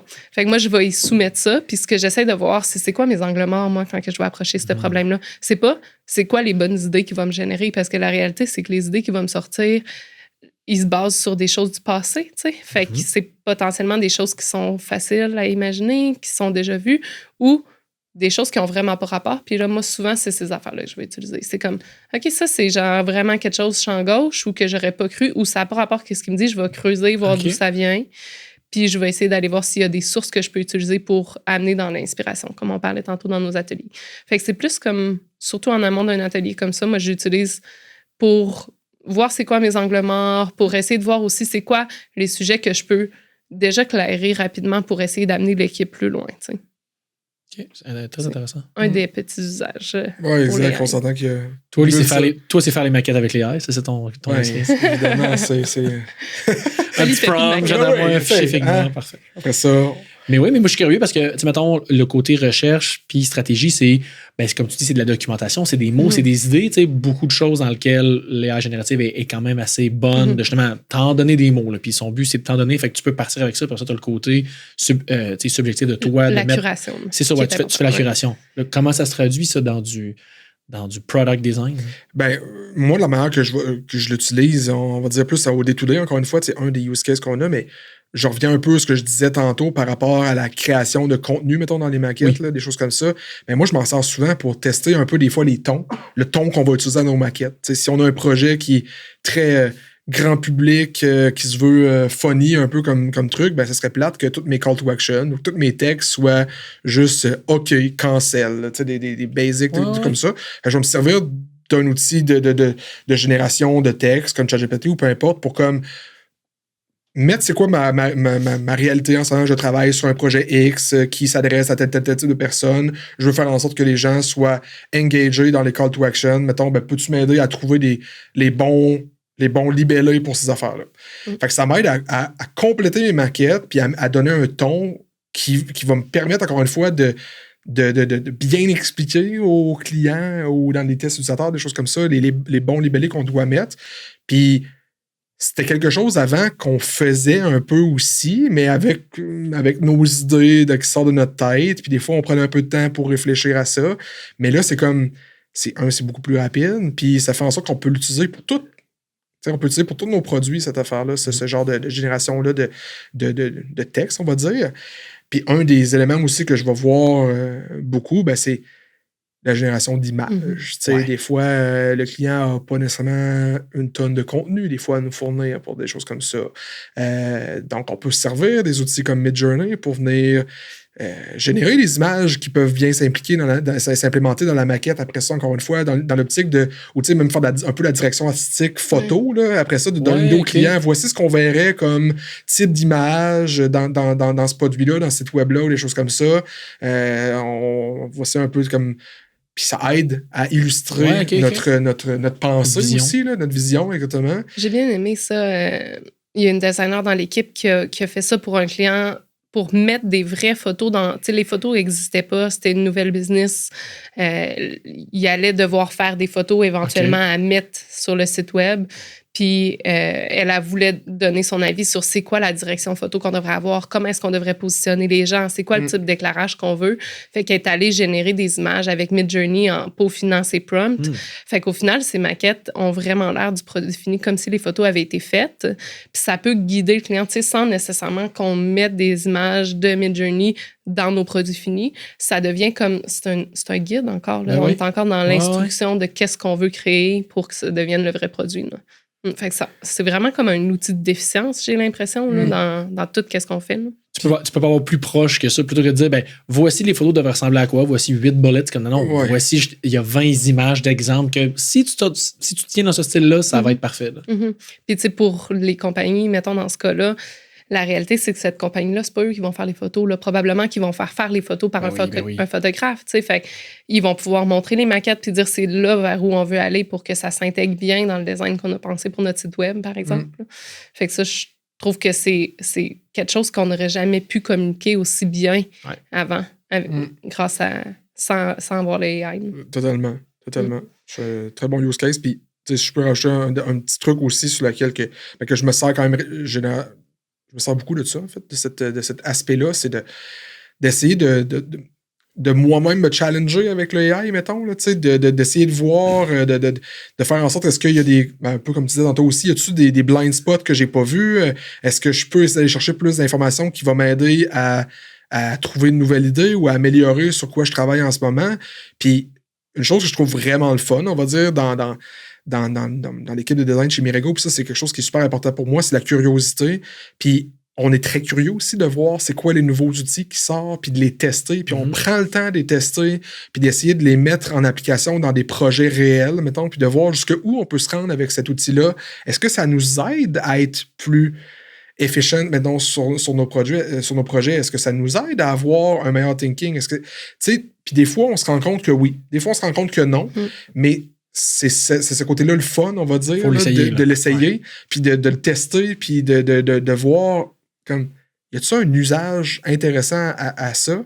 Puis il en sort tellement des outils, des nouveaux outils régulièrement. J'ai créé tellement d'assistants jusqu'à maintenant. Là. C'est comme, c'est ce bon côté-là, je trouve, le fun. T'sais. Évidemment, il n'y a pas encore d'outil qui est parfait. On ne peut pas générer plus ou moins. Il y a quelques outils qui nous permettent de générer des maquettes quand même pratiquement à 100%. C'est une super belle base, mais c'est pas le meilleur produit, évidemment, qui est bâti avec ça, mais ça aide des fois à juste se sparker une petite idée, de dire « Ah, ça, c'est intéressant, je vais le prendre. Encore une fois, je vais le tweaker. » Puis c'est cet aspect-là qui est le fun, en tant que designer, c'est d'être capable de se le mettre de se l'approprier, puis de venir... Mettre ta twist mettre sa twist sur un projet. Mais ça m'intéresse de dire, là, tu parles un peu comme Amélie, de dire sortir des blind spots, puis essayer de t'amener plus loin dans ta réflexion. Là, tu parles avec des mots, avec du texte, ou vraiment en mode... Voici, je veux mon component, là, image, titre, texte, ça ressemble à ça, tu veux te faire challenger. Tu sais, comment tu te fais challenger? C'est avec du texte ou vraiment avec ta maquette que tu fais? On a déjà exploré des aspects de pouvoir, mettons, uploader une maquette ou des choses comme ça dans un assistant puis d'avoir un peu un feed. On l'avait essayé un peu pour l'accessibilité, là. Ah oui, c'est de voir, est-ce que cette maquette-là, est-ce qu'il y a des... te semble accessible. C'est ça, exactement. Bon. Ça avait fonctionné à certains endroits, mais c'était pas parfait, là, évidemment. Moi, pour ma part, la manière que je l'utilise, mettons, par rapport à cet aspect-là des blind spots, c'est beaucoup plus à l'écrit. Okay. C'est je vais remettre je vais tout dropper mon knowledge, mettons, là, puis je vais dire ce que j'ai en tête, là, souvent très, très, tu sais, avec plein de fautes d'orthographe. Je m'enligne pour faire ça, comme, qu'est-ce que t'en penses? Exact. Puis je veux avoir comme un peu un feedback, puis souvent, je me sers d'une partie de ça pour repartir sur autre chose, puis il y a un outil qu'on a testé aussi dans l'équipe, certains membres de l'équipe, qui s'appelle Reloom, qui nous permet de bâtir des flowcharts à l'aide de différents prompts aussi. Okay. Puis encore une fois, ce produit-là, ce que je trouve intéressant, c'est que ça permet de rapidement venir essayer des choses. Regarde, j'ai ça en tête, ou j'aimerais ça bâtir tel type de produit dans ce site web-là, j'aimerais ça qu'on parle de telle chose. Puis par la suite, il va générer un flowchart avec différentes pages ou un genre d'arborescence qui nous permet de dire, OK, ben voici comment vous pourriez articuler votre page web, des choses comme ça. Puis ce que j'aime de ça, c'est qu'on peut rapidement bâtir des choses, il y aurait ça venir le tweaker, venir ajouter des choses, venir modifier les affaires. De ce flowchart-là. Tu l'appropries justement. C'est ça, exactement. On se l'approprie, ce truc-là. Puis on a nos contraintes avec les clients, on a des opportunités avec les clients, avec ces produits-là qu'on va venir intégrer là-dedans, puis ça nous permet de bâtir quelque chose. On a eu des belles expériences avec ça, d'autres, ça a moins bien fonctionné. Fait qu'encore une fois, c'est de voir ces limitations-là. C'est des points de départ. C'est ça. C'est des points de départ qui nous aident à se challenger soi-même. Puis à faire évoluer nos produits. Là. Tu sais, ce que je me rends compte, parce que comme je disais, j'ai créé plein d'assistants depuis qu'on utilise les AI, tu sais, puis la réalité, c'est toujours le bargain entre est-ce que ça va me prendre plus de temps créer mon assistant ou ça va me prendre plus de temps faire la tâche que j'ai à accomplir, tu sais, fait que l'espèce d'investissement qu'on fait dans se créer cet assistant-là, mettons, moi, ça, c'est quelque chose que je fais systématiquement maintenant. Quand que je commence un projet, je vais me monter un assistant projet où je vais y feeder toute la documentation du projet. Fait que si j'ai une question sur... j'ai un projet qui a vraiment beaucoup de recherche qui a été fait dans les 4 dernières années en amont de quand moi je suis embarquée.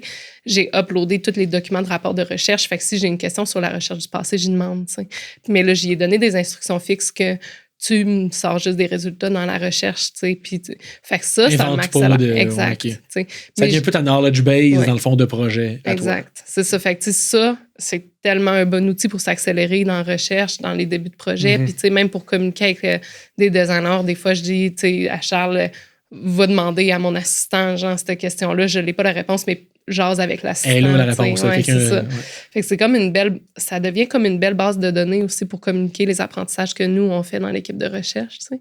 Mais dans tous les cas, tu sais, l'apprentissage, faut pas y faire confiance, là. C'est poche, là, mais genre, c'est un bon outil pour nous starter, pour nous accélérer, mais je prends jamais rien pour acquis, tu sais. Surtout que dans notre équipe, la fiabilité de la donnée qu'on partage est très importante, là. Fait que je vais jamais je vais jamais prendre pour acquis que ce qu'il me dit est vrai. T'sais, je vais toujours double-checker les sources. Je vais toujours, quand il faut que je prenne action sur quelque chose qui m'est sorti de l'AI générative, je vais vérifier, systématiquement. Faites vos recherches. Ah bon, merci, Lily. C'est important de faire ses recherches. Parfait. Il reste 2 sujets. Vas-y, Amé. Ouais. À toi, je prie le dernier. Les soft skills, ça tombe bien que ce soit moi qui puisse. Soft skills. J'aime ça. Puis le dernier qui nous reste, ça doit être parfait. Fait que. Je le sais, oui, j'ai ma liste ici, il faut la regarder. Ouais, soft skills, là, c'est encore une fois super générique comme sujet. Qu'est-ce que ça vous évoque, ça, soft skills, dans vos métiers, dans vos domaines respectifs?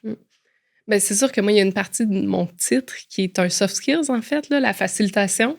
Moi, j'ai un background de designer. Je me suis spécialisée en design thinking, design sprint, puis j'ai convergé vers la stratégie par la suite. Mais la réalité, c'est que un des outils que j'utilise tous les jours, c'est la facilitation. Puis, tu sais, là-dedans, c'est l'écoute active, c'est justement de connaître les processus derrière la créativité, c'est de savoir gérer les dynamiques d'un groupe, tu sais, fait un peu toutes ces choses-là qui sont pas des choses qu'on apprend à l'université, tu sais, que potentiellement, si tu fais un cours de communication, tu vas effleurer ces choses-là, mais pour moi, tu sais, l'empathie, la facilitation, c'est des choses qui sont... C'est pas un bonus quand tu es un stratège ou un designer, c'est une capacité core pour qu'on ait du succès dans qu'est-ce qu'on fait. T'sais. Surtout, là, j'ai parlé de facilitation un peu, qui est un peu mon dada. Moi, j'aime beaucoup pousser ces connaissances-là là-dessus, mais tout ce qui est empathie, pour se mettre dans les souliers de nos utilisateurs, pour se sortir de notre cerveau à nous, parce que comme Oli disait, c'est pas vrai qu'on fait tout le temps des produits qui sont proches de notre réalité. Il faut qu'on sorte de notre tête puis qu'on aille voir c'est qui nos clients puis c'est quoi leurs besoins à eux. Fait que pour moi, l'empathie, ça passe, oui, par des méthodes de recherche, par des données, mais ça passe surtout par est-ce que je suis capable de me mettre à ta place? Est-ce que je suis capable de comprendre c'est quoi tes vrais besoins, puis de reconnaître que ces besoins-là sont réels, même si c'est pas des besoins que moi je vis. Totalement. Un des aspects aussi qui est super important, je pense, c'est être capable, évidemment, d'être un bon communicateur, mais d'être capable aussi de vulgariser les choses. Ouais. Parce qu'il y a énormément de notions, il y a énormément de théories qu'on peut utiliser, qui vont diriger la manière qu'on a de faire un projet, tu sais. Mais après ça, il faut l'expliquer, parce que si c'est juste nous qui se comprenons dans ce qu'on fait, ça vaut pas grand-chose, tu sais. Fait que, selon moi, un bon designer, que ce soit de produits, design graphique, peu importe, doit être capable d'expliquer ses idées, doit être capable de vulgariser ses idées, doit être capable de faire en sorte que les gens comprennent l'objectif qu'on veut atteindre avec ces maquettes-là. Puis cette partie-là de communication, ben pour moi, personnellement, c'est super important parce que j'aime ça aussi entendre parler les gens de leur réalité. J'aime ça comprendre qu'est-ce qu'ils vont faire avec ces outils-là. J'aime ça comprendre qu'est-ce qu'on va essayer de régler avec ces outils-là. D'essayer en même temps d'entendre c'est quoi leur pain qu'ils ont à chaque jour dans devoir remplir un formulaire papier. Puis c'est extrêmement lourd parce qu'ils doivent remplir l'information, puis retour au bureau, essayer de la rendre sur l'ordi, puis ils font tout le temps la job en double, mais de voir comment on peut, nous, avec nos skills de designer, comment est-ce qu'on peut régler ça, comment on peut faire en sorte que leur vie est plus facile, puis qu'ils passent du temps au bon endroit, tu sais, où est-ce qu'il y a le plus de valeur. Fait que c'est ça. C'est moi le côté communication, le côté écoute, puis tu parlais d'écoute active, ça aussi, je pense que c'est quelque chose qui est super important parce que si on n'écoute pas, si on ne comprend pas les besoins, ben après ça, on n'est pas capable. On va avoir de la difficulté à venir le régler. Puis comment vous faites si ça vous arrive de ouais, ok, non, là, je peux pas me mettre à ta place, ou je le comprends pas, ou c'est une réalité qui est tellement différente de la mienne que. Ou même ça me touche pas, moi je suis pas capable de me mettre à ta place. Comment je fais pour t'aider dans ton problème? On a parlé de méthode puis d'approche en début, tu sais, fait qu'il y a beaucoup d'outils qui existent pour pouvoir se mettre dans les souliers de, tu sais, j'ai un projet présentement sur lequel on travaille, puis on va faire de l'observation terrain, tu sais, où je peux donner l'exemple de Art Transat, avec qui on a livré l'application il y a une couple d'années. Quand on a lancé le projet, tu sais, je peux aussi imaginer que je suis l'utilisatrice parce que je suis une voyageuse, tu sais, mais la réalité, c'est j'ai des gaps parce que je suis pas toutes les utilisatrices. Fait avec Air Transat, avec leur équipe, on était allé dans les aéroports, aller voir c'est quoi le chemin que les gens font quand ils partent en voyage, c'est comment qu'ils vivent spécifiquement leur clientèle à eux, leur cible, c'est quoi leur réalité. Puis je me rappelle un moment clé dans une rencontre avec l'équipe client que la cliente nous avait dit « Ça m'a tellement fait du bien de sortir du bureau, genre, d'aller les voir. » Tu sais, des fois, on peut oublier pour qui on travaille, là, pour qui on fait ces choses-là, mais le fait de se sortir du bureau, de sortir d'en arrière de notre écran, d'aller se mettre sur le terrain avec eux, de leur jaser, de faire des entrevues avec une madame qui est en train de faire ses valises puis qu'elle est stressée parce qu'elle part dans 48 heures puis elle a peur d'oublier des choses. Son mindset est différent. Tu sais, tu peux pas ignorer ces facteurs-là quand tu crées un produit numérique. Ça fait partie de l'expérience des gens. Tu sais. Fait que je pense que ça fait partie, oui, d'un tout un skill set de soft skill, tu sais, qu'il faut que tu aies. Mais après ça, tu peux te donner des outils pour quand c'est pas possible d'être empathique ou quand tu penses que tu l'es puis que c'est un biais cognitif au final, là, de prendre conscience de ça puis un peu de le systématiser à travers ces méthodes-là. Tu sais, fait que la cartographie, on en fait beaucoup pour mapper les expériences clients, des entrevues d'utilisateurs. J'aime ça faire des genres de vidéos récap des moments clés, des choses qui m'ont surprise. Fait que là, souvent, je fais écouter ça aux équipes clients, comme écouter ça, les choses qui viennent de la bouche des utilisateurs, des clients. Tu sais, c'est ça qu'eux ont dit. Genre. Fait que tu tentes d'enlever le plus de flou puis d'abstrait possible en le rendant très, très concret à, bon, voici, là, dans une sheet, là, c'est ça, là. Ça, tu peux pas être pour ou contre, ça, c'est plus factuel, dans le fond. Oui, puis la réalité, c'est qu'on n'a pas toujours le luxe d'aller aussi loin qu'on voudrait dans la recherche. Fait que je pense que c'est dans ces situations-là, c'est d'en être conscient. T'sais. Fait que dans un... Juste ça, c'est un bon premier pas. Là. Exact. Okay. D'admettre, j'aurais voulu faire des entrevues clients, les clients n'étaient pas disponibles. On en a rencontré 2 à la place d'en rencontrer 15. T'sais. Les 2, ils nous ont donné ces insights-là. Voici les angles morts qu'on pense qu'on a, puis qu'il va falloir qu'on découvre plus tard dans le projet. Puis, ça, on le dit souvent, là, plus on se plante tôt dans un projet, moins ça coûte cher. Là. Fait que si on est capable de se planter puis de revirer de bord quand on est en phase de recherche, il n'y a pas de ligne de code encore. T'sais. Fait que c'est de changer l'approche, changer la vision, s'adapter. Mais versus quand on est rendu à faire des maquettes ou à faire des lignes de code puis que le produit commence à exister, ben il faut qu'on revienne en arrière de toutes ces choses-là. T'sais. Fait que nous, notre objectif dans notre équipe, dans le fond, c'est de se planter là, le plus vite possible pour voir qu'est-ce qui marche pas. Vous êtes l'équipe qui est la plus enclin à rapidement faire des loops. Là, de justement essayer, se planter. Là, ça coûte. C'est pratiquement zéro effort. Là. Avec des tests utilisateurs, des entrevues, des tests de concept, des sondages, du A/B testing, on en fait. J'ai un projet avec Charles où on va avoir comme une trentaine de prototypes Figma pour comme plein de fonctionnalités, puis on va aller passer plusieurs jours avec nos utilisateurs pour observer qu'est-ce qu'ils font dans leur quotidien. Puis quand on remarque qu'ils font des choses que nous, on a dans nos prototypes, on le met entre leurs mains pour voir est-ce que ça marche quand tu essaies de faire cette tâche-là, tu sais. Fait que de s'immerger dans leur monde puis d'essayer de s'y exposer le plus possible, je pense que c'est ça la clé du succès. Je l'ai mentionné, je pense, une couple de fois, de l'aspect d'être curieux. Là. C'est un peu ça aussi. Là. C'est comme, oui, on essaie de se mettre à la place des utilisateurs, mais au-delà d'essayer de se mettre à la place, ben, des fois, il faut se mettre à la place des utilisateurs. Il y a des projets que, comme tu dis, on va sur le terrain, on va côtoyer ces personnes-là qui sont en train de travailler, eux autres sont dans leur réalité, mais on essaie de suivre cette réalité-là pour être capable de comprendre, puis être capable de régler ces problèmes-là suite à ça. Puis ça, c'est quelque chose qui, pour moi, est une partie vraiment le fun de notre travail, là, d'être capable d'aller voir comment les gens vont utiliser ça. Puis c'est la beauté d'un produit numérique aussi, c'est qu'une fois qu'il est lancé, ce produit numérique-là, ben c'est pas la fin. Là. On va juste continuer à aller chercher encore plus d'informations. On va avoir des utilisateurs qui vont faire des reviews. Il y a des utilisateurs qui vont utiliser, qui vont des fois être très cinglants dans leurs commentaires. La gestion du changement. Exactement, exact. Mais c'est toutes des choses comme ça qui nous aident à comprendre, à nous améliorer, puis à améliorer les produits sur lesquels on va travailler. On a cette chance aussi chez Mirego de travailler avec des clients, des partenaires qu'on a depuis longtemps, Puis ben, avec eux, on bâtit des projets à long terme, puis on les améliore, puis on les raffine, puis on s'assure que un problème qu'on voulait régler il y a 4 ans n'est peut-être plus le même que maintenant.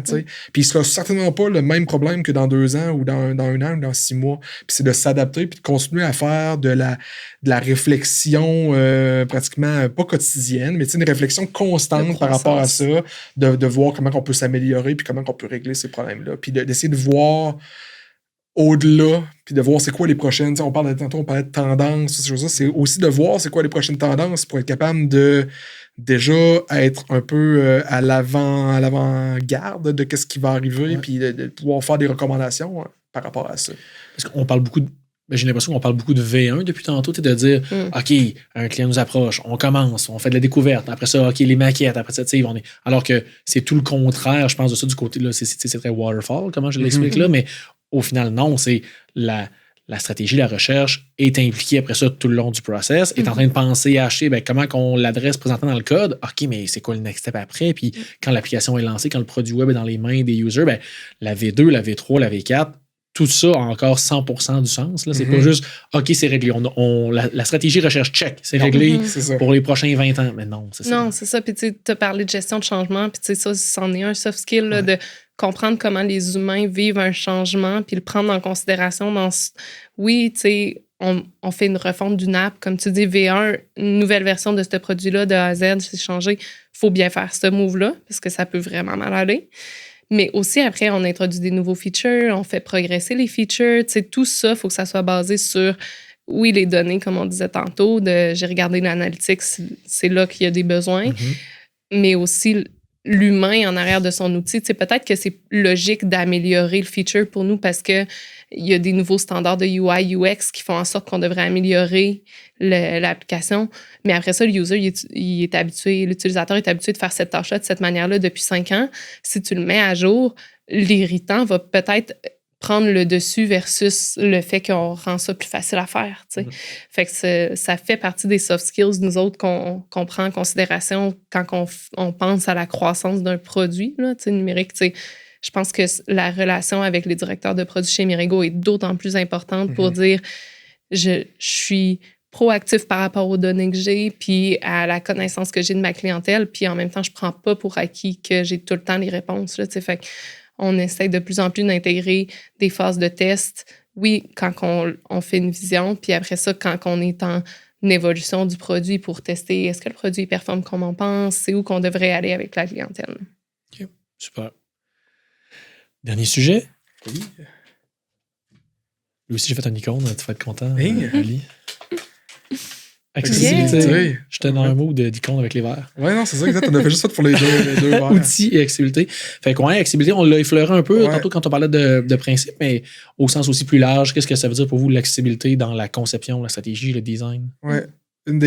C'est un sujet qui est très présent dans notre équipe de design chez Mirego. On a une de nos collègues, d'ailleurs, Alice, qui a fait une bonne recherche par rapport à tout ce qui est accessibilité, inclusivité aussi. C'est quoi ça veut dire dans des produits numériques, tous ces aspects-là? Plusieurs choses qu'on ne se rend pas compte quand on va designer.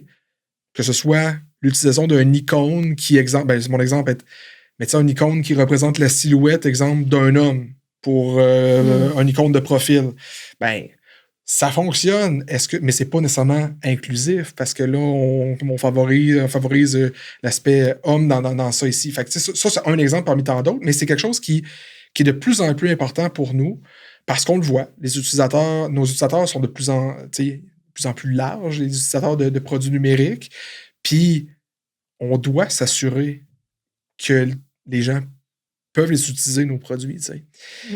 On a des gens dans l'équipe qui s'intéressent énormément à ça, qui ont ça extrêmement à cœur aussi, puis c'est le fun de leur parler. Puis si je ne me trompe pas, Dom a eu été de passage dans... Ici même, effectivement. Exactement. Puis d'ailleurs, très bon podcast à aller réécouter après le nôtre. Exact. Mais c'est des discussions qu'on a constamment, puis Dom, c'est quelqu'un qui nous en parle énormément, qui est très intéressé à ça aussi, puis moi, c'est une des personnes ressources que quand j'ai besoin d'avoir des questions par rapport à ça, je vais le voir. Quand on va designer, quand on va dire... les mains dans la pâte, on va s'assurer que nos couleurs sont accessibles, les contrastes de nos maquettes sont accessibles. Après ça, il y a plein de sujets. Alice, elle nous parlait, puis c'était super intéressant, elle nous parlait de... Il y a des gens qui avoir un overload d'animation ou de vidéos dans une page, ben c'est pas pour eux. Ça trigger tel type. Je n'ai pas les termes exacts, mais c'est quelque chose qu'on doit penser aussi quand on design, de s'assurer que notre produit va être va rejoindre le plus grand nombre de personnes possible, puis surtout qu'on va pas mettre des gens de côté parce qu'ils ne pourront pas utiliser notre produit. Puis on a beaucoup de produits, nous, qui sont des apps qui sont grand public, des sites web qui sont grand public. Oui, donc, on n'a pas le choix de pas utilisé par 30 personnes. C'est ça, non, c'est très mainstream. Exact. Puis, je pense que l'accessibilité chez Mirego, on a compris que ça va au-delà du WCAG. Oui. Des standards, des normes. Exact. Oui. Puis comme l'accessibilité pour un produit, les besoins d'accessibilité pour un produit ne seront pas nécessairement les mêmes que pour un autre. Puis vu qu'on est une agence de service, inévitablement, il faut se plier un peu à c'est quoi le standard d'accessibilité qui est requis par la business pour laquelle on travaille. Fait qu'il y en a, tu sais, que c'est clair que c'est des normes gouvernementales, qu'il faut qu'on respecte ces normes-là, ces standards-là, puis que ça va être évalué pour que le produit soit accepté. Mais il y en a que c'est plus flou, que c'est des entreprises privées, puis que nous, il va falloir qu'on prenne position par rapport à ces normes-là parce que l'entreprise ne va pas nous demander nécessairement des normes à respecter ou des manières de faire. Fait que je pense que Mirego, on a pris une position par rapport à l'accessibilité. On considère ça comme une partie intrinsèque de qu'est-ce qu'on fait. C'est dans notre mindset. Puis ça impacte toutes les phases de qu'est-ce qu'on fait dans nos produits. En design, ça impacte comment vous montez vos maquettes, qu'est-ce que vous faites comme fonctionnalité, comment vous les faites. En recherche, ça nous impacte sur comment on fait la recherche puis auprès de qui on va faire de la recherche, le genre de données qu'on va chercher. J'ai un exemple avec... un client, quand on faisait des entrevues utilisateurs puis des tests utilisateurs avec des prototypes Figma. Puis quand on a fait le recrutement pour les tests utilisateurs, on pose des questions pour savoir c'est quoi les besoins d'accessibilité pour identifier parmi les gens qui soumettent leur candidature pour participer au test. Est-ce que tu as des besoins d'accessibilité? Est-ce que tu utilises des outils d'accessibilité, soit visuels ou auditifs sur ton cell? Fait que ça me permet de savoir, dans ma liste de gens qui veulent participer, j'en ai un 10% qui ont des besoins d'accessibilité, puis je vais me forcer à avoir des rencontres avec ces gens-là. Je m'assure que dans mon panel de testeurs, par exemple, on fait des tests UX, on teste 5 à 8 personnes à peu près sur notre prototype, je vais en avoir quelques-uns qui ont ces besoins-là. Puis là, c'est toujours le défi des prototypes Figma, c'est pas nécessairement accessible, vu que c'est des prototypes. Ouais, c'est ça, true. Fait qu'on utilise ces occasions-là pour challenger la manière qu'on fait, qu'on design, puis aussi pour comprendre, apprendre, puis que ça influence les décisions qu'on prend sur les produits après. Là. Fait que, je fais le test avec cette personne-là, je remarque qu'elle a des difficultés à faire telle action, mais même si elle me dit pas mot pour mot, ça marche pas pour moi, je l'ai vu, je l'ai observé, puis je suis capable d'appliquer les améliorations qu'il faut pour que ça fonctionne dans le contexte de cette personne-là. Une chose intéressante, je trouve ça le fun que ce soit le dernier sujet, parce que j'ai l'impression que ça englobe beaucoup d'affaires qu'on a discutées. Tu sais, tantôt, on parlait de soft skills, d'empathie, de communication. Ben, faut qu'on aille parler à nos utilisateurs pour voir c'est quoi ces enjeux-là. Puis faut avoir de l'empathie pour comprendre leurs besoins, puis comment nous, on peut régler cette partie-là. On parlait aussi de collaboration, design avec les devs aussi.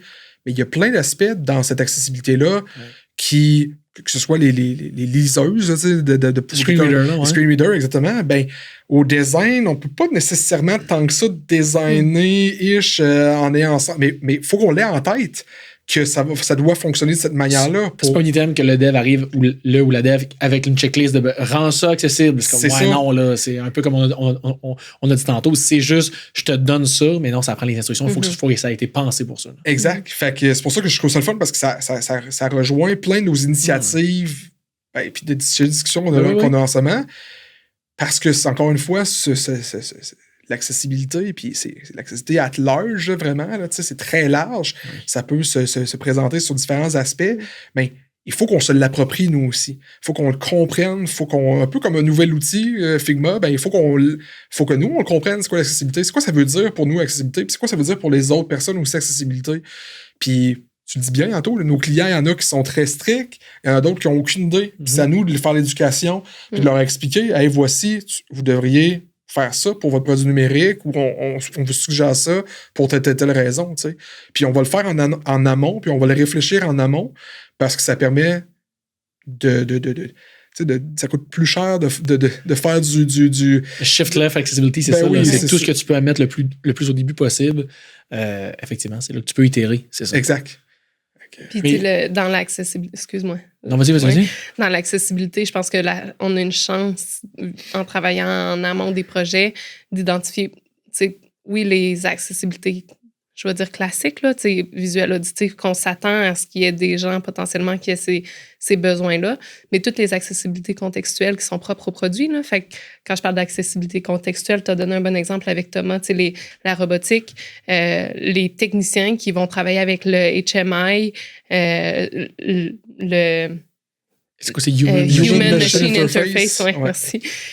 Qui vont travailler avec le HMI, Le produit, Human ouais. Machine. Ouais. Ça se peut qu'il y ait des gros gants de travail, Ouais. ça se peut qu'il y ait full de bruit autour d'eux quand ils le font, ça se peut qu'ils fassent ça à une main en surveillant que l'autre robot il marche. Tu sais, C'est pas dans les wake hacks de dire est-ce que Non, ton là, user a c'est des ça. gros gants? Oui, ok, parfait, ces critères-là, ça Donc, les boutons Non, doivent être c'est telle ça. grosseur. Non, c'est ça, Exact, c'est pas aussi 0,1 que ça. là. Puis, tu sais, veux pas, une clientèle, ce qu'on s'était rendu compte aussi, c'est pas des gens qui vont avoir des doctorats qui vont faire ça non plus. Il faut que ça soit adapté à leur niveau de connaissance aussi, le langage qu'on va utiliser, la manière qu'on va leur faire utiliser l'outil, le HMI. Puis je pense que quelque chose de le fun qui a été découvert dans ce projet-là, c'est tous des outils qui sont plus adaptés à la réalité d'utilisation actuelle. Là.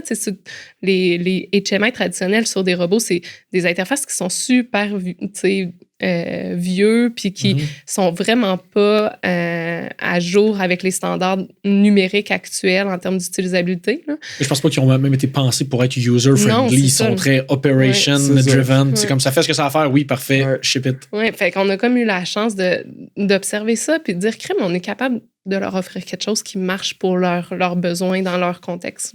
Et moi, le côté qui m'a marqué, Oli, c'est que tu disais le côté empathie, le côté soft skills, avec ton exemple de finalement, quand on met un overload d'informations ou d'animation, ça peut déclencher des crises d'épilepsie ou quelque chose. Il faut y penser. Mais c'est fou que. Mais si toi, tu avais cette condition-là, tu l'aurais pas faite. Au final, Non, c'est ça, exact. c'est encore un biais de dire moi, je fais ma maquette, puis pour moi, ça marche. Mais Ouais. l'accessibilité, c'est le contraire de ça. Ou C'est ça dire fonctionne pour pour qui les- ça marche pas. Là, C'est pour qui, est-ce que littéralement ce que je fais, ça marche pour tout le monde, mais t'es pas tout le monde. Là. Non, Faut que exact. tu penses aux besoins de tout le monde. là. Puis même si on va à l'interne dans le bureau, puis on monte nos maquettes à 3, 4, 5, 6, Ben 7 non, personnes, c'est ça. on reste un même type de groupe On est assez tellement biaisé. uniforme. Non, ça va pas de bon sens. C'est le pire groupe. C'est Ben ça, oui. très J'ai fait, biaisé aussi, j'ai parce fait un user test avec 8 personnes. C'est 8 devs de Mirego. là. Non, c'est ça. Fait que, oui, ça a de la valeur. Tu sais, toi, d'aller présenter des maquettes à quelqu'un d'autre qui n'a pas nécessairement le contexte du projet sur lequel il travaille, ça a de la valeur, mais ça n'a jamais autant de valeur que de faire des tests utilisateurs qui sont c'est un peu comme qu'est-ce que vous faites, qui sont en plus, on a différents types de personnes, on a des utilisateurs, des fois qui viennent pas tous de la même région du Québec, mettons, ou même du Canada, des choses comme ça. Fait qu'on essaie de varier les différentes personnes avec qui on va travailler, qu'on va faire ces sondages-là ou ces tests utilisateurs-là pour avoir un échantillon qui est peut-être le plus près de la réalité. Puis encore là, tu sais, Au moins, en tout cas, il y a une démarche qui mène à cet échantillon-là. C'est ça. Sinon, juste, j'ai pris 8 personnes sur la rue, Non, random. c'est ça. C'est comme, Exact. non, ça prend un peu plus Puis, de tu sais, gris que ça. au-delà d'avoir un bon panel de testeurs, tu sais, on pense aussi, quand on fait des plans de test dans l'équipe de recherche, on regarde aussi pour avoir différents types de données. Fait qu'on veut des données qualitatives, on veut aussi des données quantitatives, puis on veut aller challenger les données, on veut aller voir des données comportementales, fait observer qu'est-ce que les gens font. Puis on veut aussi se permettre de regarder des données, je vais vous dire un grand mot, attitudinales. Fait que c'est quoi l'attitude des gens envers le produit? Fait que des tests de concept, Puis ça nous dit beaucoup sur les mouvements de marché, sur les besoins d'une cible propre à un projet en particulier, tu sais, mais on va toujours se baquer en s'assurant qu'on a, oui, des retours sur l'attitude, mais aussi des observations de comportement. On veut avoir des données quantitatives avec les analytiques de A/B testing, puis on veut aussi avoir du qualitatif, puis c'est la balance entre ces choses-là qui nous permet de dire, OK, on est confiant avec les conclusions qu'on apporte sur nos phases de recherche, nos visions pour les produits, les stratégies qu'on va mettre en place. C'est pas juste une source de données qui guide tout. Là. Oui, puis tu sais, OK. l'affaire, c'est un peu comme c'est des filets de sécurité qu'on se donne, là, dans le fond, parce que l'accessibilité, c'est pas vrai qu'on est parfait tout le temps. Là. C'est sûr qu'éventuellement, il y a quelqu'un qui va être passé entre les cracks pour nous, puis on veut essayer le plus possible d'éviter ça. Puis c'est en se donnant ces moyens-là qu'on qu'on réussit quand on peut. Puis, tu sais, toutes ces informations-là, après ça, ben, tu sais, oui, tantôt tu dis ça a l'air un peu waterfall. Tu sais, oui, on reçoit beaucoup d'informations en tant que designer, mettons, de toutes ces recherches, de tout ce knowledge-là qui a été acquis. Ben, c'est aussi de faire en sorte que ce qu'on reçoit, on le prenne, puis on l'applique. Il faut qu'on l'applique, toutes ces informations-là. Il ne faut pas juste se dire, hey, moi, je le sais, c'est quoi qui est le meilleur pour ce projet-là, puis je vais le designer comme je le pense. Ça va être good enough, ça va être beau. C'est ça. Faut prendre le temps de lire, il faut prendre le temps de s'informer, il faut prendre le temps de regarder ces informations-là qu'on reçoit, puis d'avoir aussi des fois un bon brief de cette équipe-là pour être capable de prendre ces informations-là qui sont super pertinentes, puis de venir les appliquer dans notre travail, puis de continuer à faire, d'utiliser les recommandations pour continuer à faire des bonnes recommandations jusqu'à la fin du projet, mettons. Mais dirais-tu que, tu sais, c'est peut-être un peu biaisé comme question, mais tu sais, faut pas le voir comme une contrainte, là. C'est idéalement. C'est des opportunités. C'est ça. Ben, même en fait, si techniquement. ça fait partie du mindset pour moi, là. C'est pas une contrainte, l'accessibilité, là. Ouais. Mais alors que ça peut quand même. Tu peux ressentir, toi, ça comme une contrainte de dire, ben moi, si je fais ça pour ma réalité à moi, comme tous ces points-là à tenir en compte, là, ben moi, ils ne s'appliquent pas à moi. Tu sais, c'est comme ça demande on s'entend que c'est pas. Oui, contrainte, le mot est un fort, mais ça demande un effort quand même. Ouais, mais je pense que. Mais qui s'appuie sur les principes, qui est comme là, le principe qui est là pour ça. Exact. Le thinking en arrière est là. Le mindset qu'il faut avoir, c'est qu'on ne design pas un produit juste pour nous. Non. On le design pour une communauté d'utilisateurs qui est très grande. En fait, donne une page blanche à un designer, va avoir beaucoup plus de difficultés à créer un produit que plus tu lui donnes de contraintes, plus c'est facile. Je ne sais pas si tu as ce feeling-là, mais c'est bien plus facile quand les contraintes sont claires puis la direction est bien déterminée que de dire on peut aller un peu n'importe où. T'sais. Ah, mais fait que la différence est là. La différence entre la contrainte, c'est pas fait que ce produit-là est accessible. Ça, la contrainte est là, mais elle est bien trop floue. Ouais. Ça prend un peu plus d'alignement que ça. Qu'est-ce que ça veut dire accessible pour ce produit-ci? Exactement. Exact. Super. Bon, je pense qu'on a fait le tour du bol, le tour des sujets. Merci beaucoup à vous deux. C'est super intéressant comme discussion. Yes. Puis à un prochain épisode. Merci. C'est Rémi. C'est Amé. Salut. Merci d'avoir été là pour cet épisode de Mirego DevTalks. Vous pouvez en apprendre plus sur Mirego, notre expertise, nos projets et nos postes disponibles en visitant notre site web au mirego.com. Continuez à nous suivre et à partager les épisodes sur votre plateforme de podcast préférée et au plaisir de se retrouver au prochain épisode.